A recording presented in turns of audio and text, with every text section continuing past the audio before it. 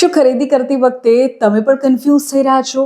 Warranty અને guarantee વચ્ચેનો તફાવત નથી જાણતા? તો આ વિડીયો તમારા માટે છે. આ કન્ફ્યુઝન તમારું આજે જ દૂર થઈ જશે અને એટલું જ નહીં, તમારા ખિસ્સામાં પૈસા પણ બચશે. પહેલાં સરળ શબ્દોમાં કહી દઉં, પછી વિસ્તારથી કહી દઈશ. વોરંટી એટલે માત્ર મફત રિપેરિંગ અને ગેરંટી એટલે સીધું નવું પ્રોડક્ટ. જરા વિસ્તારથી સમજો.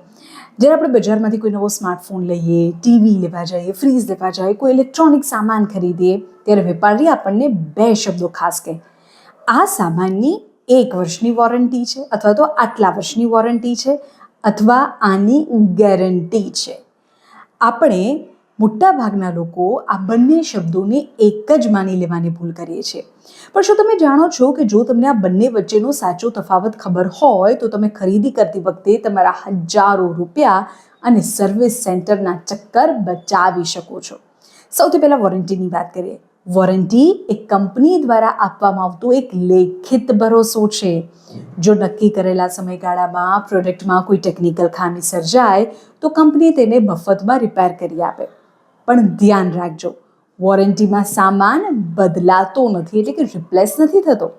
જો કોઈ પાર્ટ બગડ્યો હશે તો એ પાર્ટ રિપેર થશે કે બદલાશે, એના માટે તમારે સર્વિસ સેન્ટરના ધક્કા ખાવા પડી શકે. વાત કરીએ ગેરંટીની, જે ગ્રાહક માટે સૌથી મજબૂત સુરક્ષા છે. જો ગેરંટી પીરિયડ દરમિયાન તમારો સામાન બગડે છે તો કંપની કોઈ પણ દલીલ વગર જૂનો સામાન રાખીને તમને બિલકુલ નવું પ્રોડક્ટ આપે છે, એટલે કે રિપ્લેસમેન્ટ આપે છે. કેટલીક સ્થિતિમાં તો કંપની તમારા પૈસા પરત પણ આપી દે, કે તમને રિફંડ પણ આપી દે. ગેરંટીમાં કંપનીનું જોખમ વધારે હોય છે, એટલે જ બજારમાં ખૂબ ઓછી વસ્તુ ઉપર તમને ગેરંટી મળે છે. ટૂંકમાં કહીએ તો વોરંટી એટલે રિપેરિંગ અને ગેરંટી એટલે સીધું રિપ્લેસમેન્ટ. જે પ્રોડક્ટ નથી ચાલતી, બગડી છે, તે આપો અને નવી લઈ જાઓ. થતું રિફંડની સિસ્ટમ. સૌથી અગત્યની વાત, ખરીદી કરતી વખતે છેતરપિંડીથી બચવા માટે તમારે કઈ કઈ બાબતો ધ્યાનમાં રાખવી. સૌથી પહેલાં દુકાનદાર પાસેથી GST સાથેનું પાક્કું બિલ લો.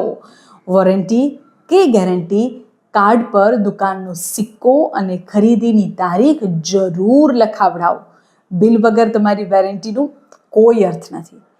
બીજી વાત, કંપનીના નિયમો અને શરતોને ધ્યાનથી વાંચી લો. જાણી લો કે કઈ ખામી કવર થાય છે ને કઈ નહીં. આપણે સામાન્ય રીતે પેલી આગળ ફૂદરડીવાળી વસ્તુઓ વાંચતા જ નથી, અને એ શરતો આપણે વાંચતા નથી, અને એટલે જ પછી ઘણી વખત સેન્ટરના ધક્કા ખાવા પડે છે, અથવા તો આપણે એવું વિચારીને બેઠા હોય કે અરે આ તો કામ થઈ જ જવાનું છે ને, આ તો રિપ્લેસ થઈ જ જશે, પણ એ થતું નથી. ત્રીજી વાત, બ્રાન્ડ વગરના કે લોકલ સામાનથી બચો, કારણ કે તેના પર કોઈ જ કાનૂની કવરેજ નથી કે કોઈ સાચી વોરંટી મળતી નથી.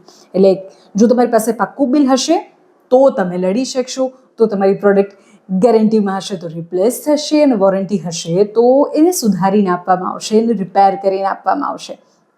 તમારા હકને સમજો, કારણ કે એ જ ફાયદાની વાત છે.